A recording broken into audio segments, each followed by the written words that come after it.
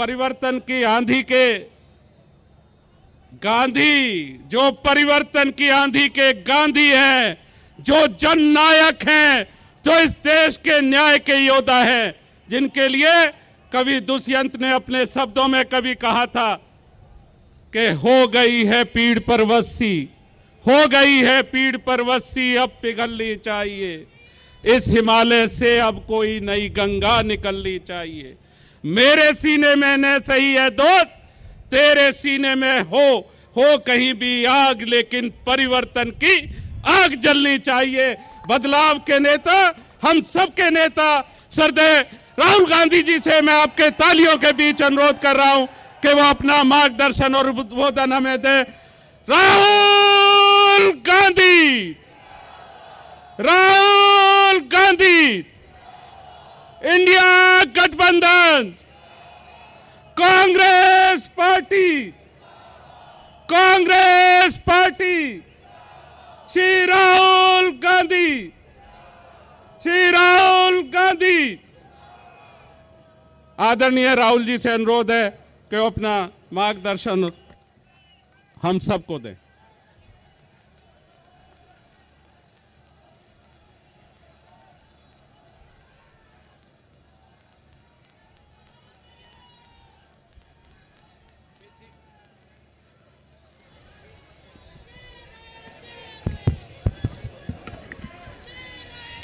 केसी वेणुगोपाल जी, दीपक बाबरिया जी, सचिन पायलट जी, देवेंद्र यादव जी, सुभाष चोपड़ा जी, अनिल चौधरी जी, राजेंद्र पाल गौतम जी, वरुण चौधरी जी, हमारे candidate Kanhaiya Kumar ji, stage पे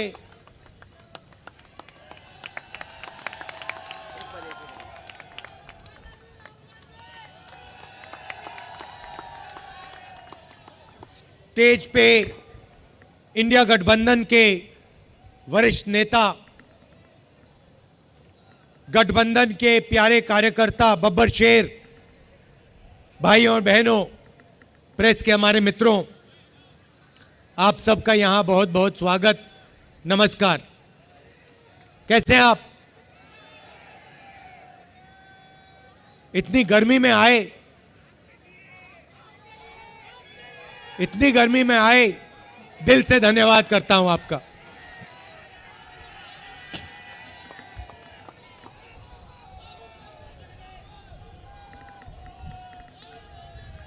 भाइयों और बहनों, लड़ाई इस चुनाव में ये कॉन्स्टिट्यूशन की है, संविधान की है। ये जो संविधान है, ये सिर्फ एक किताब नहीं है। इसमें हिंदुस्तान की हजारों साल पुरानी एक विचारधारा, एक सोच है।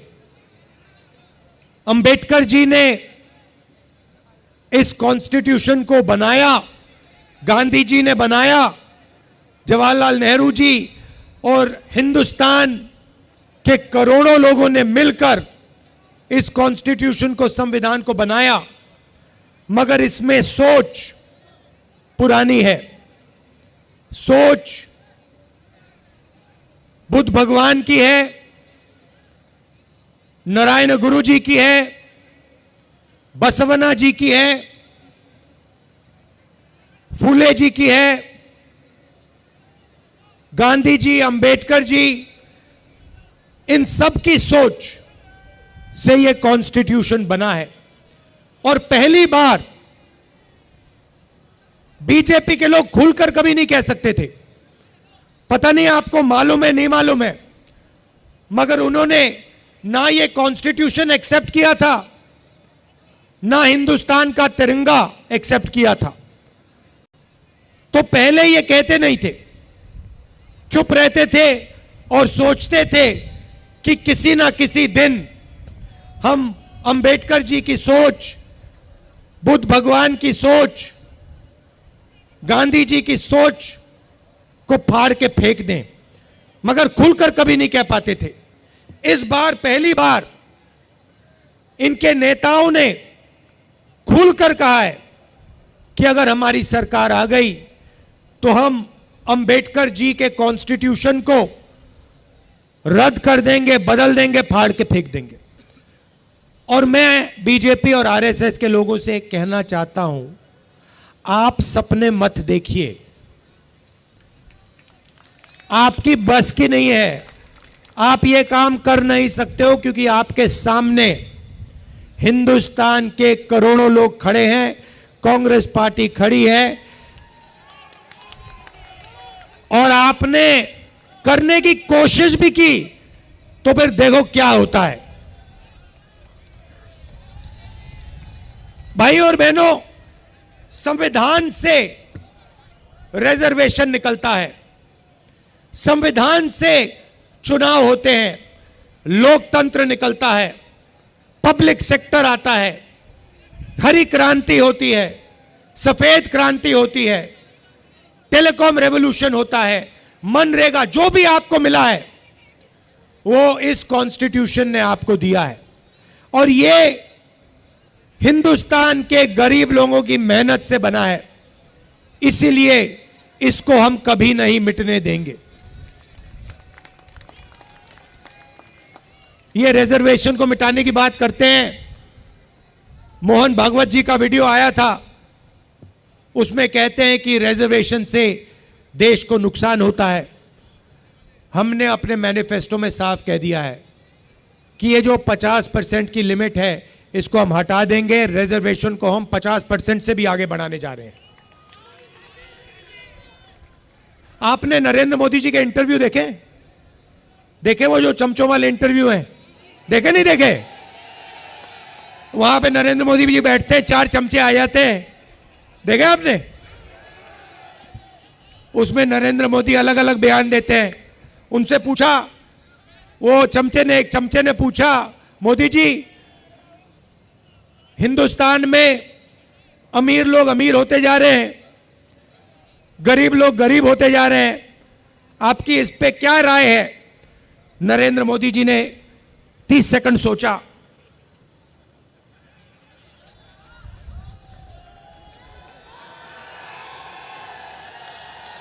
फिर कहते हैं, क्या मैं सबको गरीब कर दूं? अच्छा देखो, कन्हैया है यहां पे। अब कभी कभी मेरे से मिलने आता है, बातचीत होती है, कभी कभी इंटरनेशनल रिलेशंस पे बात हो जाती है, कभी गरीबी पे बात हो जाती है। कन्हैया में अलग अलग लेवल की समझ है, यमुना पार की समझ है, किसानों की समझ है, और इंटरनेशनल लेवल की भी समझ है।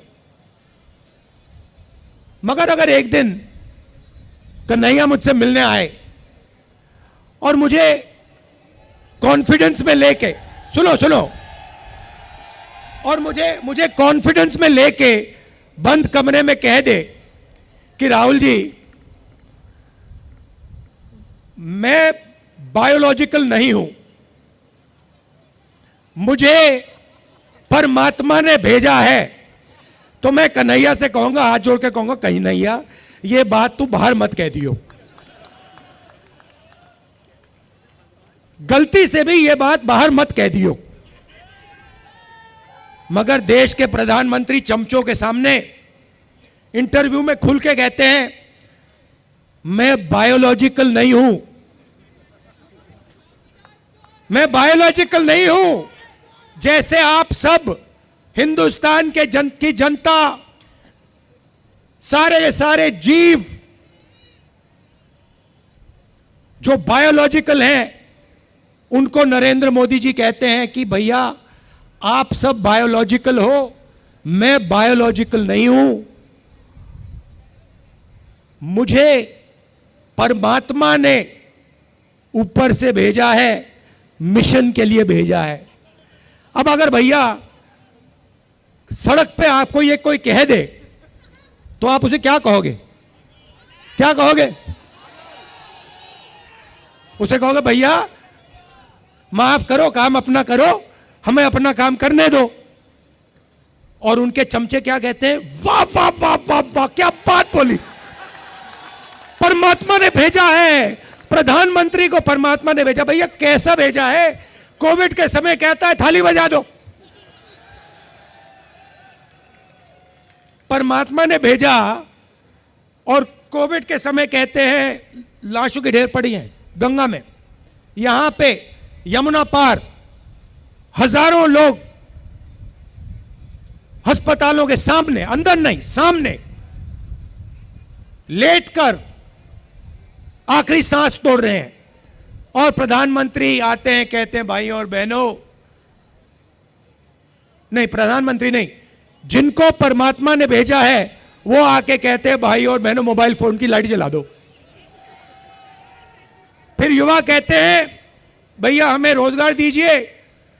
जिसको परमात्मा ने भेजा है वो कहते हैं भैया एक काम करो, ये जो नालियां होती है ना, इसमें गैस होती है, एक पाइप लो, उसको नाली में डालो, पाइप में से गैस निकलेगी, गैस में आग लगाओ और पकौड़े बनाओ। भैया परमात्मा जी आपने कैसा आदमी भेज दिया। अच्छा ये जो आए हैं ऊपर से, जो परमात्मा ने भेजा है, अजीब सी बात यह है कि ये सिर्फ 22 लोगों के लिए काम करते हैं। अदानी जी के लिए, अंबानी जी के लिए, वो जो भी चाहते हैं 2 मिनट में मोदी जी कर देते हैं। रेलवे चाहिए ले लो, पोर्ट चाहिए ले लो, इंफ्रास्ट्रक्चर ले लो, अग्निवीर स्कीम चाहिए, चलो अग्निवीर स्कीम दे देते हैं, जो भी इनको चाहिए दे देते हैं। और गरीब जनता 24 घंटा हाथ जोड़ के कर्जा माफी मांगे, सड़क मांगे, अस्पताल मांगे, शिक्षा मांगे, नरेंद्र मोदी बस देखते रहते हैं। अजीब सी बात है, 16 लाख करोड़ रुपया अरबपतियों का माफ किया है। 16 लाख करोड़ रुपया आम आदमी समझता ही नहीं है कितना है। जितना पैसा मनरेगा में हमने 1 साल में डाला, अगर आप 24 साल का पैसा ले लो, उतना इन्होंने 22 लोगों का कर्जा माफ किया है। किसानों का 24 बार कर्जा माफ करो, हर किसान का कर्जा माफ कर दो, उतना पैसा इन्होंने 22 लोगों को दिया है। और देते जाते हैं, देते जाते हैं, देते जाते हैं। भैया यमुना पार के बारे में आपने कभी मीडिया वालों को बोलते हुए देखा है? आपकी सड़कें दिखाई इन्होंने? ये जो कचरा पड़ा हुआ था बाहर, ये इन्होंने दिखाया कभी? मगर अंबानी की शादी तो दिखाते हैं। थोड़ी देर में ये भी कहेंगे कि भैया हमें भी भगवान ने भेजा है।